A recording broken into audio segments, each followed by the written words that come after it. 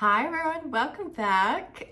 In today's video, we are going to go over a project I'm working on in San Francisco. I thought it would be fun to share the journey with you, maybe go over my design process or how I made certain decisions, and then share with you some of the samples. So let's get started.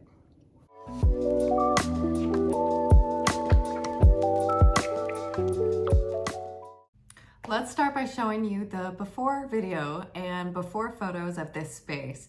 You can already tell that this is not a functional space for my client, and this in-between space between the laundry and the bathroom has got to go. It's pretty much wasteless space. It's not functional, and it's doing the whole home and the flow of the home a major disservice.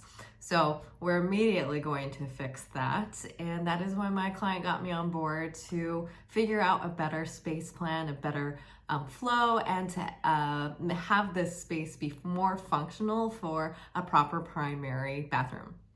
But before I even space plan for a project, I have a whole process where I ask my clients a lot of in-depth questions about the way that they live and the overall vibe that they're trying to achieve. It's all about how your daily rituals are and how it is that you go about your day, and then bringing in more function, more beauty, and overall improving the way that my clients flow and live their life within their homes. Another factor that highly influences my design decisions are my clients' priority lists. In this particular project, my client must-have list was a bathtub. There was nothing she wanted more than to be able to continue her daily ritual of unwinding every day by getting into the tub and reading, listening to music, and really having a way to release at the end of the day. So this was numero uno. Another must-have my client wanted was heated floors. If you've ever been to San Francisco, you will know that it is actually pretty cold and windy, and in these older homes, it has a tendency to have lack of heat or circulation. So the luxury of having heated floors was also a must-have for my client. Another one was being able to have the option to shower and or take a tub. Now let's move on to the floor plan. This is the current layout of the home. It's on the ground level, and it's important to note here that this home is a Spanish style home, which is going to greatly influence the type of materials and all the design details that will be in the design proposal. You can see that this middle area is, again, not functional for this space. It's kind of wasted. It's kind of a wasted zone. So it's a perfect opportunity to upgrade this house to have a better flow and be more functional for my client. I am working with an architectural firm in the Bay on this project, which I love, love, love, love, because two heads are better than one, and we can work as a team to give my client great options. We are also needing to get a city permit because we are going to be knocking down a structural wall. So it's important to get the okay from the city before we even start construction. If you are wanting to know 4 things that you should have before you even start renovating your home, go ahead and check out this video. Here are a few of the space plan options we presented to our client, and they went with option B. They did sacrifice on not having a double vanity within the space, but again, coming back to their priority list where she wanted a nice full soaking tub to relax in, we moved forward with option B. Now let's get into the fun stuff. Let's talk about the materials and the finishes that are going in this bathroom. When I'm designing a kitchen or a bathroom, I usually start with picking the countertop, to go shopping with my clients at a stone yard and to have them decide and choose a slab of stone that they really love. This will often be kind of the inspiration and the starting off point for the colors and the other materials that you start bringing into a space. All right, so here is a sample of the stone that we have chosen for the countertop. This is a marble. It's called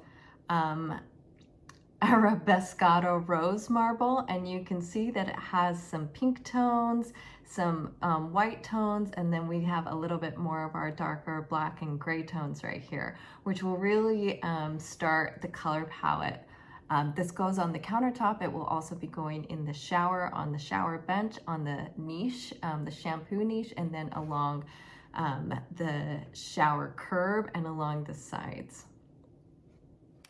Here is kind of an idea of what the cabinetry is going to look like for the vanity. Now, when I'm selecting materials and finishes for a home, I already have an idea of what I am looking for because I have done upfront work in the concepting phase and have a lot of visual references for me to keep on referring back to when I'm sourcing product. So I already knew I was going to do a white oak cabinet, and so this kind of gives you an idea of what the vanity is going to look like.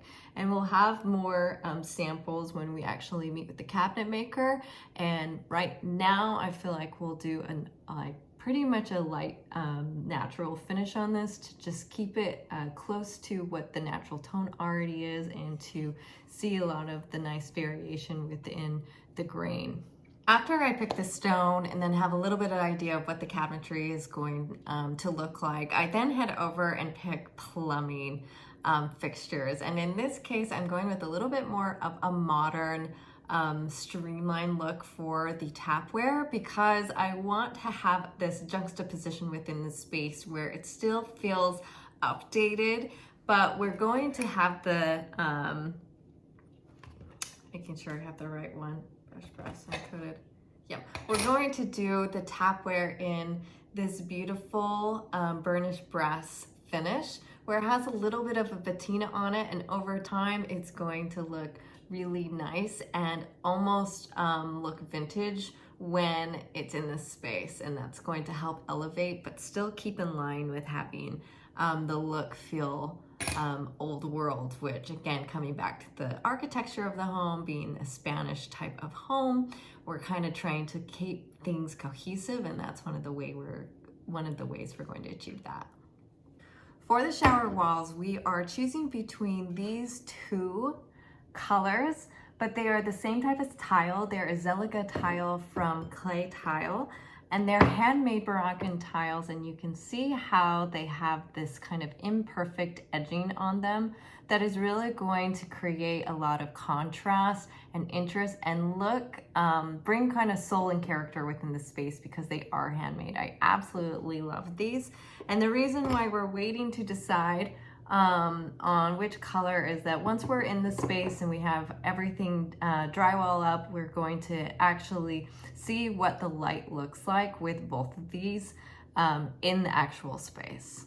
In my particular design aesthetic, I tend to choose more vintage items for lighting and also choose lighting that is a little bit more streamlined or has some architectural detailing to it. I think it's a great way to bring a lot of character and interest, and also a good place to invest your money. So in this particular bathroom, we are doing these vintage lights. They are sconces that will be flanking both sides of the vanity mirror, and then I also placed this sconce near the tub because I want my client to be able to have a very nice light when she's resting and reading, and having this ambiance that will be a sanctuary when she's in her space, but she doesn't need to have all the other lights on. I also put all the lighting on dimmers, which I think is essential that you do in your space, because being able to control the dimming situation or the light that is given off in a space is really how you control the mood and the vibe. So I highly recommend that you put dimmers on every light that you can.